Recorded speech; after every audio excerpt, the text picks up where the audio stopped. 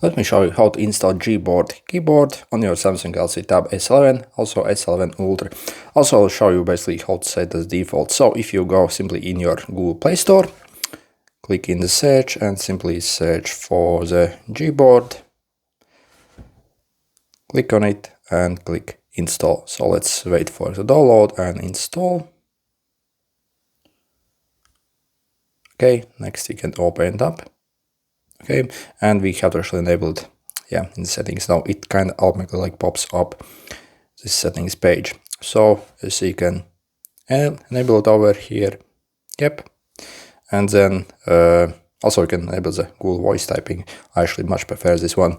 So then if you click over here in the default keyboard, so again you have to actually, why it actually went there. So again you have to actually enable it once more the Gboard. So now the white jumped so fast. So you see, and then the Gboard is actually enabled. Also it opens up the Gboard settings here, for example, for the voice typing, corrections, capitalization.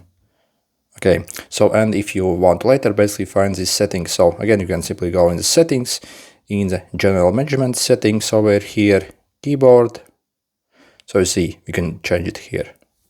So between the Gboard and also the Samsung own keyboard here. Yep.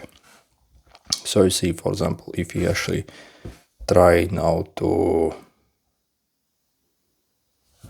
so you see we essentially have Gboard here now.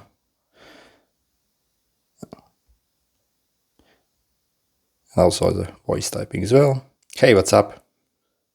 Yeah, okay, good luck.